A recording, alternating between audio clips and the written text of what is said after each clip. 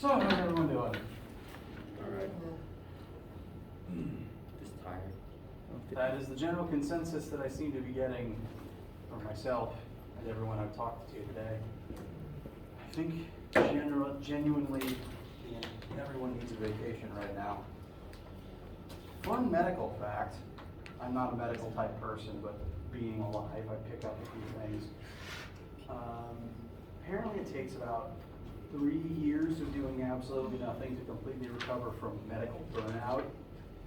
And I'm pretty sure the entire planet has medical burnout right now. So who wants to start a petition to the world government to let everyone off for 3 years? I'll be the first to sign.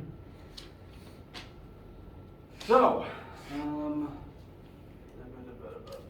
it's Friday, we have a weekend upon us, and I believe I've discussed this at least partially with you guys. There will not be any assignments due on Monday.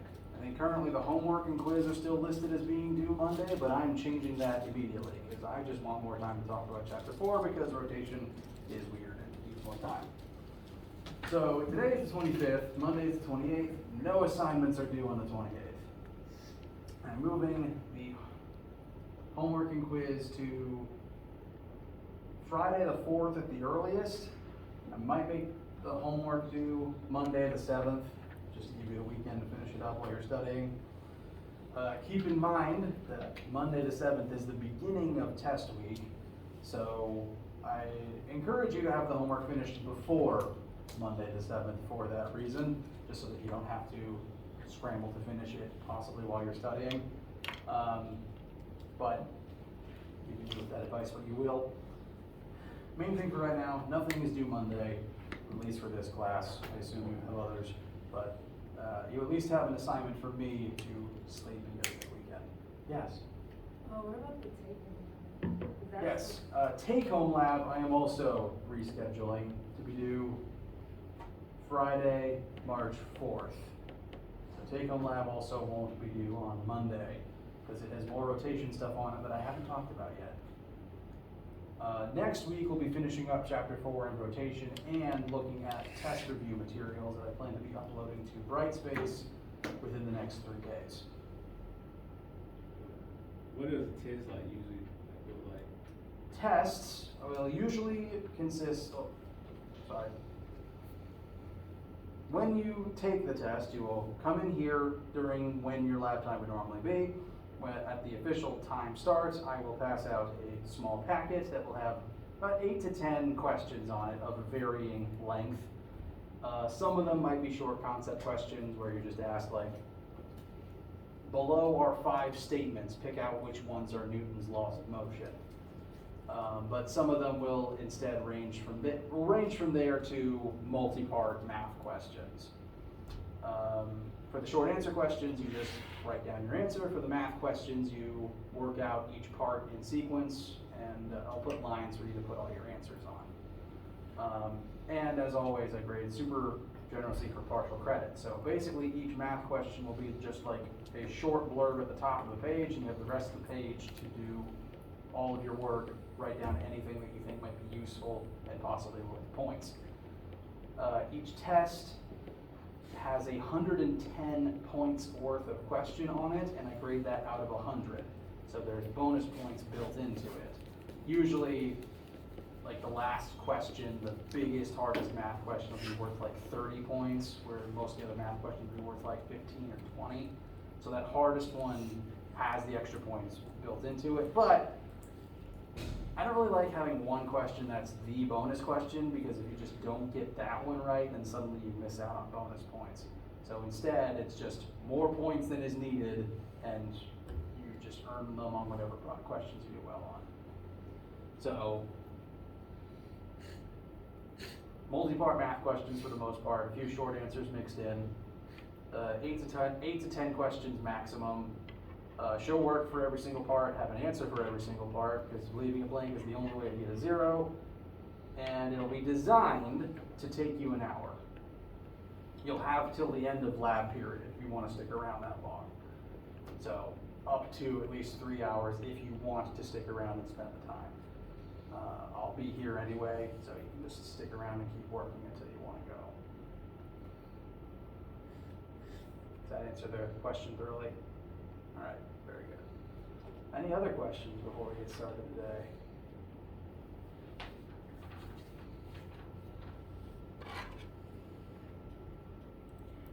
All right, well, let's get started. Please interrupt me if you have questions, but the sooner we get moving, the sooner I can take a nap. And you guys can also take a nap, I hope.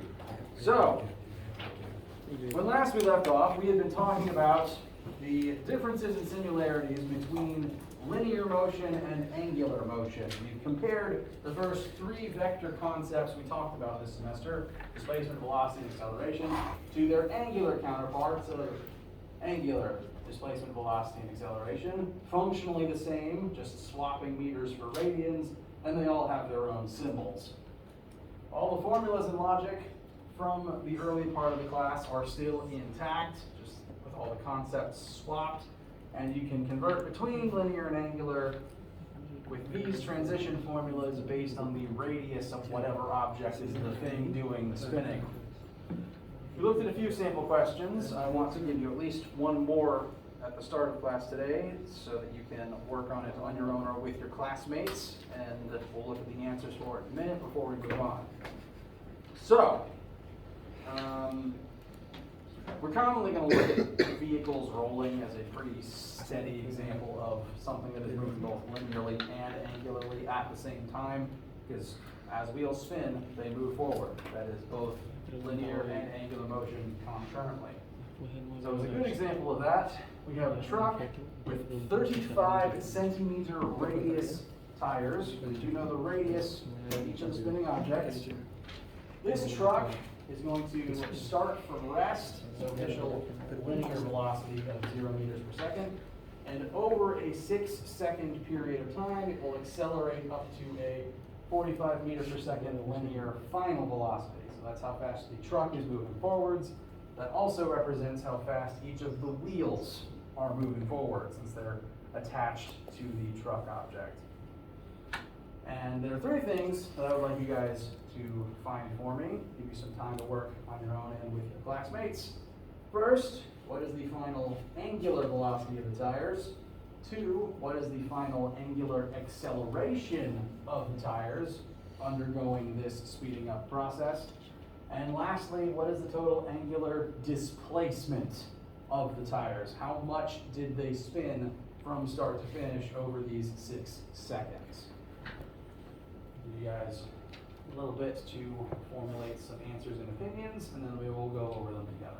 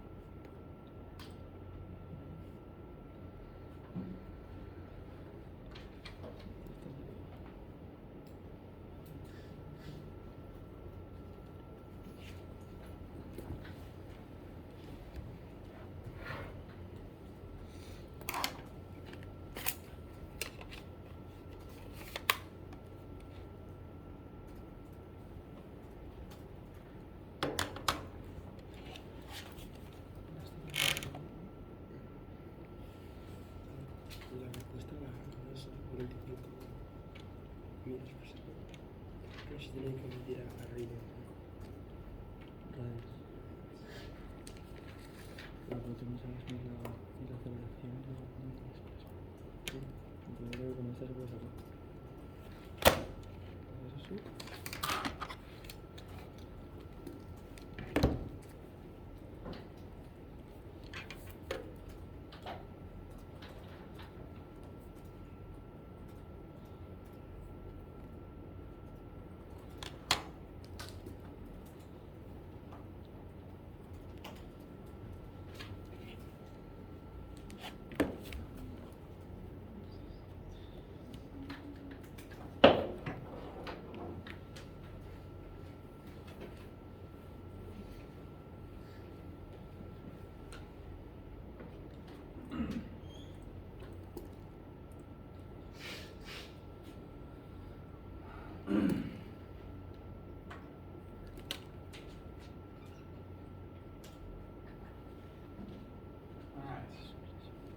How are we feeling? Any answers or thoughts thus far?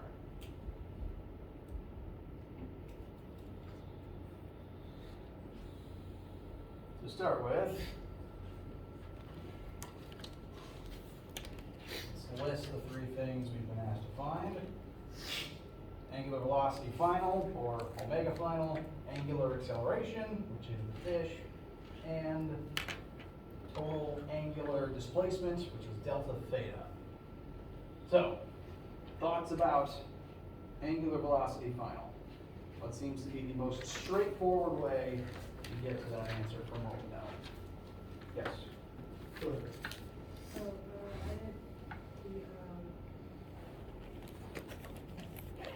angle divided by time.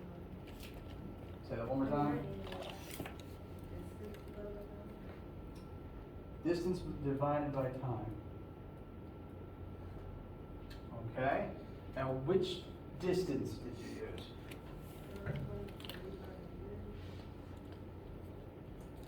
So that distance is the radius of the tires. That is not necessarily the distance forward that the truck traveled. So, in this particular case, that is not the option we are quite looking for. However, that's not to say that it's a bad idea. We just don't know the distance the truck moved forward. Also, it was accelerating the entire time, which is tricky. Other ideas? I guess velocity equals radius times that W form. All right. And what was your idea? Change in angle, change in the angle over time. All right. So, let me put the formulas back up on screen real quick. Out of all the options presented, this is the one I would recommend. The conversion between linear and angular. We know the linear velocity of the truck, and we know the radius of its tires, so we can find the angular counterpart to that final linear velocity. The problems with using either version of formula number one, velocity equals displacement over time, we technically don't know how far forwards the truck moved, either linearly or the amount of angular rotation of the tires, so we don't actually have a number for delta theta or delta x yet. But there's an additional small issue with those formulas, even if we knew delta x and delta theta, and it's that both of these formulas, the angular one inherited a certain restriction from the linear one. The linear one, I mentioned, has a big old asterisk next to it. This one doesn't work if you're accelerating. This particular formula was designed only to work for constant velocity, which is why there's just a single V term there. It's not designed to handle changing velocities. And this truck is, by definition, changing velocity. It is accelerating. That's true for the truck as a whole. That is true for the rotation of its wheels. Since this is basically the same formula, it inherits that restriction. The wheel's rotation is changing. The wheels are angularly accelerating. So this formula is out for the same reasons this one is out. But I'm glad you mentioned it so we could talk about that restriction. with what we know and what we want, I think this is the most straightforward option. So V equals radius times omega. I'm going to further specify to use VF. That will tell us omega F. So our final velocity is 45 meters per second. But The I thought you were radius- saying that it's out because it accelerates. Or was that a different formula that you were referring to? Sorry, yes. The these two formulas are the same, or different versions of the same thing. Oh, so the translation can work, just not each individual. Okay. Correct, because the translation, you can plug in a specific velocity for a specific moment in time. For example, if we plug in the final velocity, we can find the angular equivalent to the final velocity. But the other formulas, they want to know the total displacement over the total time to find a total average velocity for the entire thing. Whereas we don't actually have that information right now. Even if we did, we're accelerating, and so there isn't really a good average velocity for the entire thing. The translation formula takes one instantaneous velocity and just turns it into the corresponding instantaneous velocity for the other one. We're just taking a snapshot in time and converting it.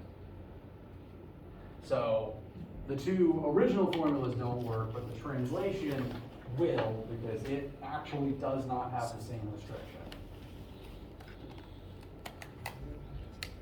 There is one thing to keep in mind about using it though. Radius, we do need to plug in meters for that, not centimeters. So you should use 0.35 instead of 35 centimeters. Omega F. And our final angular velocity, if my memory serves, it frequently doesn't, but sometimes it does, should come out to approximately 128.57 radians per second. So that is the angular counterpart to our final linear velocity. How do you feel about that one? So if it was fine, if we're trying to find the initial word, well, we put v initial equals r times w. Yes, that would tell you the angular counterpart to the initial velocity. Okay, that's why I got confused because I didn't know what to plug in for v. That's fair. Now, we know the initial and final angular velocities of the truck. If we plugged in the we know the final and initial linear velocities of the truck, its initial linear velocity though is 0. So if the truck is not moving forwards, its wheels are not spinning. If we plugged a 0 in for our initial velocity linearly, it would just remind us that the angular velocity at that moment in time would also be 0. Truck's not moving forward, wheels aren't spinning. At the end point though, when the truck is moving, its wheels would be spinning, and plugging in that instantaneous velocity will tell us the instantaneous angular counterpart.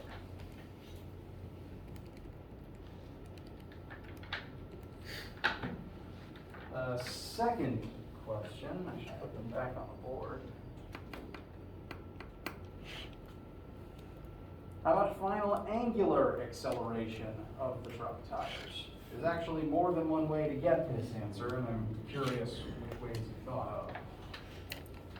Yes? Added the velocity over time. Very good. Now, can I ask if you were using linear velocity over time or angular velocity over time? All right. The reason I ask is because both versions actually work. You can solve for angular acceleration using what we already know. But equally valid, you could solve for the linear acceleration and then convert that into you can solve for linear acceleration and convert that into angular acceleration. Both of those would work. I do ultimately feel that we already have all the angular data. Using one angular formula would save us one conversion. But both attempts would work, and you are correct about how to get there. Question? When we're doing this, we would have to do final minus initial over time. Correct. Okay. But since the initial is 0, we don't have to. Yeah, the initial being 0 will ultimately just fade away. Right, because we just solved that at the top. Like you said, if we put the initial velocity in, it would just let us know that the angular velocity was 0, or angular acceleration was 0, right? Well, the total acceleration for the total overall 6-second period isn't 0. So this is the basic formula. Angular acceleration is change in angular velocity over time, same as the linear acceleration formula.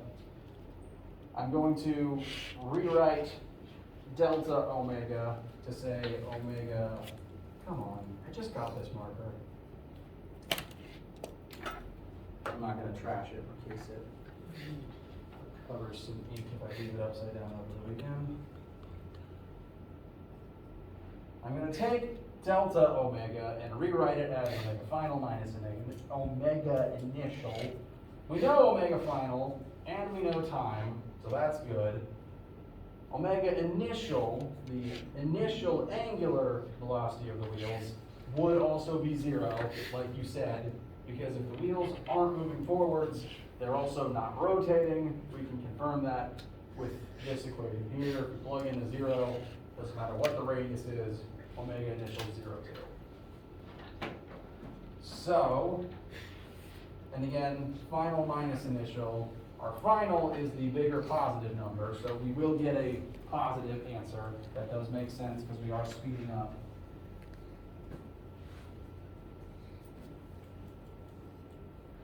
So, plug in our final angular velocity, our initial angular velocity, and our time of 6 seconds.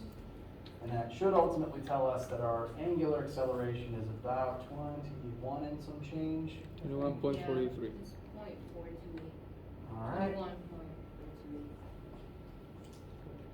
And round that to 0.43. And angular acceleration is in radians per second squared. So that's the rate of change of the tire's velocity for this 6-second period. Great job thus far. Last question, what is the total angular displacement of the tires over this 6-second period? Kind of like with part 2, there's a couple different ways you could go about this. You could solve for linear displacement and convert that into angular displacement. That would work. But we also have all the angular details needed to find it straight using the angular world and angular formulas. What angular formula, or possibly formulas, might work well to get us angular displacement using the information we have? Can we do the first one, the S equals R delta, is it degrees, angular? Sorry. Radians. Delta theta angular displacement. That would be the number of radians Okay. spun. And this could work. The issue is we don't have linear displacement. Yeah, We that's don't have arc length. I was gonna say, ain't that displacement? Yes, so I'm gonna replace this. The reason it's S is because this is just the arc length formula. I use the W equals change of beta times change of time. Okay?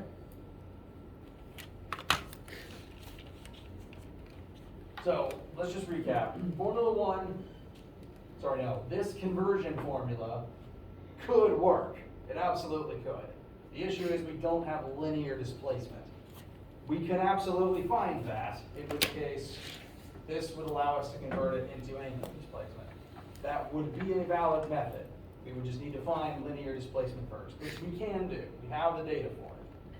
The next suggestion like I said earlier, this formula is not designed for situations where you are accelerating. And we know for a fact we are accelerating. So for this question, this formula, at no part in this question would formula 2, actually I guess that's formula 1. At this particular question that won't work because we're accelerating for the entire duration of the question. And so, like if you tried to use it, you'd have to guess, well, which velocity do I plug in? If you plug in the 45, you're not moving at 45 the entire time. So that's why it's a problem. So would it be the third one? Formula 3?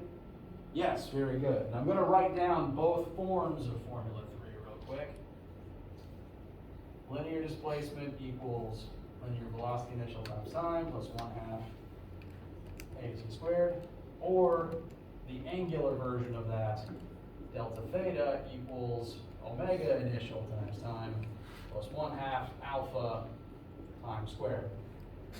This is the same formula, just the linear versus the angular, and I think that no matter how you do this particular question, this is the best formula to get you where you want to go. If you use the linear version, we know initial velocity, time, and we could find linear acceleration. We could take our angular answer and convert it into linear. This could tell us linear displacement, which we could then convert into angular displacement. So these two paired together could work wonderfully. I don't think that's the easiest thing right now because what we want is delta theta, and the angular version of Formula 3 already has delta theta in it on the left side of the equal sign by itself. Delta theta equals omega initial times time. We know omega initial is 0, so that whole term goes away, which would be nice. Plus 1/2 alpha times time squared. We just found alpha, and we know the time is 6 seconds. So, you can absolutely go the linear route by finding linear acceleration, finding delta change of displacement, converting that into angular displacement, but that's at least 3 steps. So that will work, absolutely. But with what we already have written, this one formula gets us where we want to go in the fewest amount of steps. So this is the version I recommend. What could also work is actually the angular formula 4, because it also has delta theta, alpha, velocity initial, and we know the final velocity. So this could also work, but this would require just a small amount of algebra to get delta theta equals answer. So I'm going to recommend formula 3 just for the sake of simplicity. But both of these will get us straight to delta theta without having to use any other formulas. Excellent ideas all around. I just like to highlight what I think is the most straightforward option. So, delta theta equals omega initial times time. Omega initial will also be 0. We've talked about that since the linear version is also 0. So that whole thing becomes 0 plus 1/2 times alpha, which we just found. That's the 21.43 angular acceleration. And then times time squared. Time doesn't care if you're angular or linear, so it's the same, 6 seconds. No need to alter it. And my recollection puts this final answer at about 358 and some change. 7-4. I think it's 385. Oh, it is. My apologies. 385. I switched 2 numbers by accident.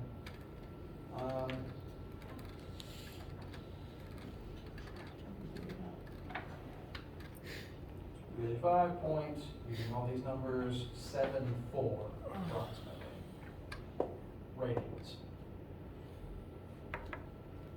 And keeping in mind that radians is the same basic measurement as angles and number of rotations, this can tell us how many times the wheel spun during this process. We could convert that number of radians into a full number of rotations. So this does tell us how much the wheel spun during this process. It actually tells us how much all 4 of them spun, but since they're all doing the same thing, moving at the same speed, rotating the same number of times, we don't have to do anything weird like divide our answer by 4 or anything. The wheels are all doing the same activity. They aren't like sharing the load. So I think what kind of got me confused with this problem is just trying to figure out what stands for what, I guess, in this case. So for linear, the D is standing for displacement, not distance. Yes, distance and displacement are, They go hand in hand. yes. Okay. The only difference is, the only physics difference is displacement is hard categorized as a vector, whereas distance is muddier. Okay. So I'll tend to call it displacement, but it is the distance moved, the distance between 2 points.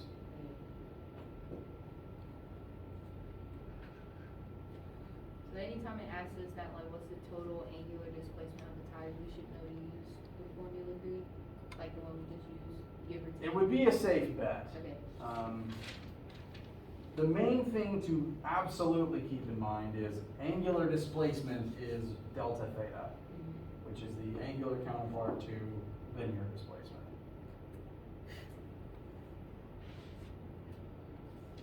Formula 3, we use Formula 3 a lot in the linear world because it's just really useful, and that's still the same here. It's still useful, angularly speaking, so it still comes up and it will continue to come up. So it is also a pretty good idea to refer back to it specifically pretty quickly.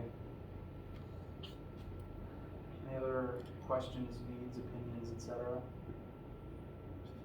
How do we know when to use the translation ones as opposed to just a linear or just the angular? Good question. It depends on almost entirely on what you happen to already know. Okay. It's the puzzle of, this is what I have already, what will get me this next answer in the fewest number of steps. And oftentimes, fewest number of steps doesn't really matter all that much. If you can get to an answer using formulas, it's fine if it's not the simplest option. If it works for your brain, then that makes it correct. And that makes it a perfectly viable way to get there. But because I've been doing this so long, I like the riddle of, well, how do I get there fastest? Now, as for whether or not you use the translation formulas versus any other formula, again, it's just, do you already know the opposite counterpart to what you're trying to find? Like, for our case, the first question we were asked was, what is the angular velocity? Well, we know the tire radius and we knew the linear velocity, so that could just be a conversion. But if we didn't already know the final linear velocity, we'd have to find our answer using one of the others. So that's why I very strongly recommend listing the variables you know and don't know on the corner of your work before you get started. Just help scan over, I have that, I can use this one instead of that one. So, doesn't have to be the simplest option. As long as you can get there and as long as it works for your brain, then I recommend it. Because everyone has a different way of operating. How do I feel?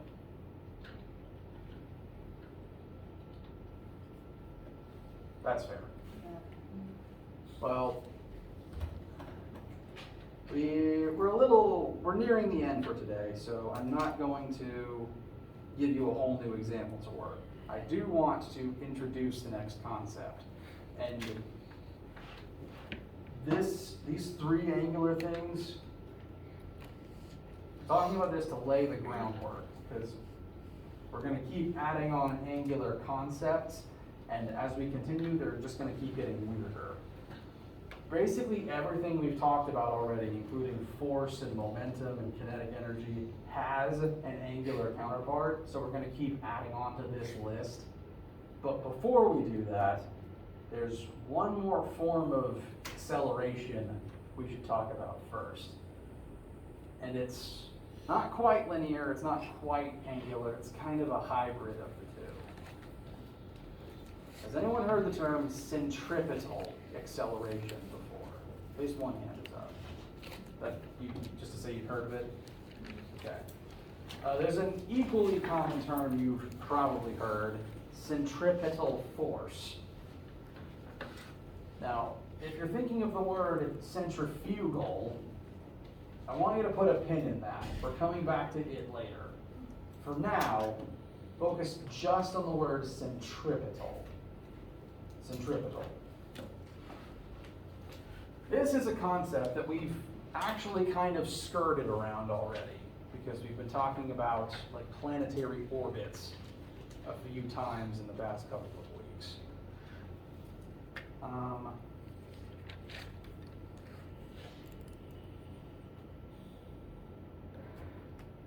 As a quick example, before I actually give you the definitions for these terms, I'm going to just throw some of my markers across the room like I've been doing since the beginning. If I throw this marker forwards, if I give it forward momentum, forward inertia, it's going to want to move forwards, and so that's what it's going to do. When it's in midair, there's nothing tied to it, there's no other forces, it's just going to keep moving in a straight line until physically something stops it. I'm going to contrast that to my laptop charging cable. I'm going to have to use the brick because it's heavier. Let's say that I'm now going to throw this object, which is very conspicuously attached to a knotted cable that I have yet to untie.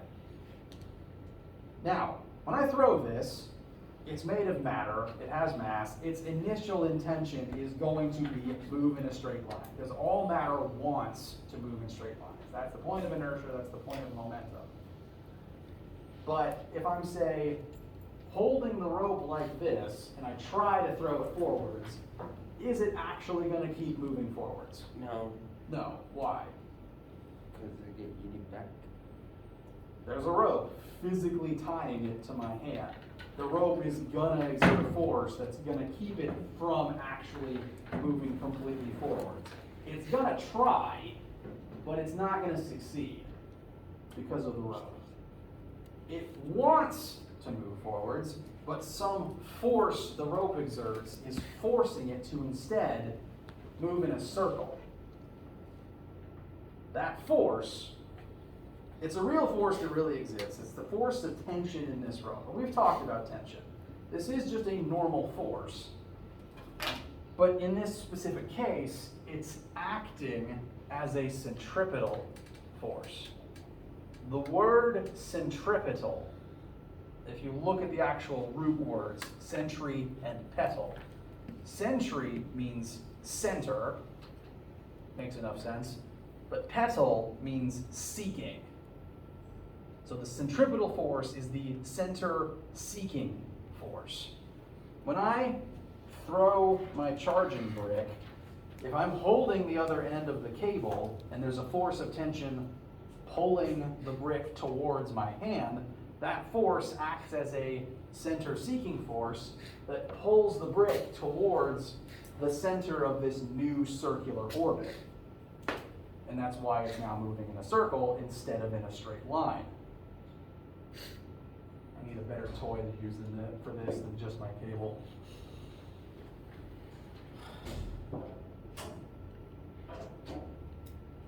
So,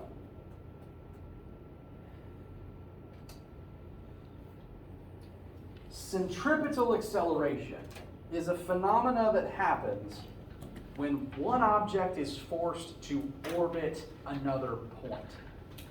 This doesn't actually have anything to do with, say, a wheel spinning in place, because the wheel itself is not actually translating through space. It's just rotating about one of its own axes. It's not orbiting anything right now. So these concepts on the board right now, the centripetal stuff, only affects objects orbiting a point outside of themselves, like my charging brick orbiting my hand as I swing it around like the end of a rope. Or alternatively, probably the biggest example, the moon orbiting the Earth, and the Earth orbiting the sun, and really anything orbiting anything else. The moon is exactly like my charging brick. It's an object with mass that wants to move in a straight line.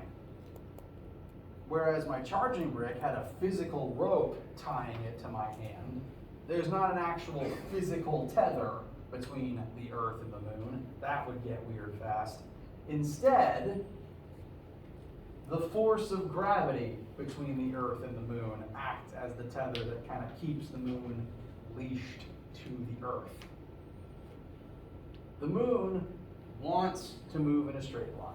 It has velocity, it has forward momentum telling it, move in a straight line forever until something stops you. And so if Earth's gravity didn't exist, it would move in a straight line. You see this if you study space for very long. Objects just thrown into space that aren't orbiting just move in a straight line forever. If you're on the space station and you throw a wrench into the void, it will fly in a straight line into the void forever. So if the Earth's gravity was not there, the moon would just go away in a straight line. But Earth's gravity is there. That force is trying to pull the moon towards the Earth. That force will act as a centripetal force. It'll make the moon seek the center of its new orbit, namely the center of the Earth. The force is literally pulling the moon towards the center of the Earth. And if the moon wasn't trying to move forwards, if this forwards velocity didn't exist and the moon was just placed here, it would fall. Earth's gravity would pull the moon down and lots of bad things would happen. But something weird happens when this centripetal force exists and the object it's acting on tries to move forwards simultaneously. This force will cause an acceleration in the moon, because all forces cause accelerations. And so the moon is going to try to accelerate towards the Earth, but it's still moving forwards at the same time. Accelerating in one axis doesn't stop you from moving in a second axis. Like, if I throw the marker forwards, it will move forwards even as it accelerates down. So the moon kind of hiccups and moves forwards and falls down at the same time. It ends up here instead of here or here. It literally did both at once. It fell and it moved forward. Now that it's moved forward, the direction of gravity changed, because gravity has to point to the center of the Earth. And since we accelerated, the direction of our velocity changed. So now we want to move this way, we try to fall this way, and we hiccup and end up here. And the process just keeps repeating all the way around. Centripetal force causes centripetal acceleration, which can cause one object to orbit another point. And that's what we're going to pick up on Monday. I recommend you write these formulas down. We won't use them until Monday. I'm not going to keep you over on Friday. So, ponder this over the weekend. Work on your homework in lab, but it's not due yet. Just keep working on it. And let me know if you have any questions. And I do hope you have a wonderful rest of the weekend. Good.